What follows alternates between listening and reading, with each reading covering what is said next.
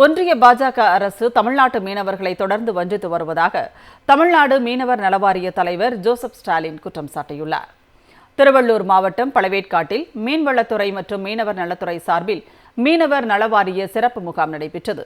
முகாமில் தமிழ்நாடு மீனவர் நலவாரிய தலைவர் ஜோசப் ஸ்டாலின், துரை சந்திரசேகர் எம்எல்ஏ, மாவட்ட செயலாளர் ரமேஷ் ராஜ் ஆகியோர் கலந்து கொண்டு உறுப்பினர் அட்டை உள்ளிட்டவற்றை மீனவர்களுக்கு வழங்கினர். பின்னர் செய்தியாளர்களிடம் பேசிய ஜோசப் ஸ்டாலின், இலங்கை கடற்படையால் தமிழ்நாட்டு மீனவர்கள் சிறைப்பிடிக்கப்படுவது தொடர்பாக முதலமைச்சர் மு.க.ஸ்டாலின் ஒன்றிய அரசுக்கு தொடர்ந்து அழுத்தம் கொடுத்து வருவதாகவும், ஆனால் ஒன்றிய அரசு மீனவர்களை வஞ்சிப்பதாகவும் குற்றம் சாட்டினார். ஒவ்வொரு முறையும் தமிழக முதல்வர் மத்திய அரசுக்கு கடிதத்தை எழுதித்தான் இருக்காரு. அவர் அழுத்தம் தான் கொடுக்காரு. மத்திய அரசு நம்ம தமிழக அரசை எப்படி வஞ்சிக்கப்படுறது உங்க எல்லாருக்குமே தெரியும்.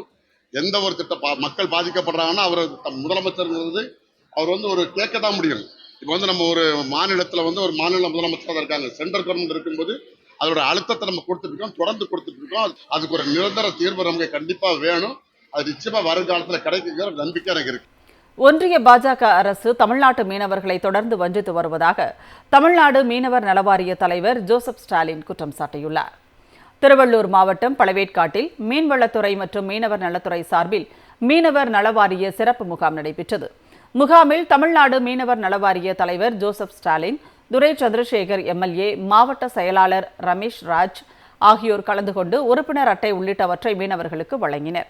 பின்னர் செய்தியாளர்களிடம் பேசிய ஜோசப் ஸ்டாலின், இலங்கை கடற்படையால் தமிழ்நாட்டு மீனவர்கள் சிறைப்பிடிக்கப்படுவது தொடர்பாக முதலமைச்சர் மு.க.ஸ்டாலின் ஒன்றிய அரசுக்கு தொடர்ந்து அழுத்தம் கொடுத்து வருவதாகவும், ஆனால் ஒன்றிய அரசு மீனவர்களை வஞ்சிப்பதாகவும் குற்றம் சாட்டினார். ஒவ்வொரு முறையும் தமிழக முதல்வர் மத்திய அரசுக்கு கடிதத்தை எழுதித்தான் இருக்காரு. அவர் அழுத்தம் தான் கொடுக்காரு.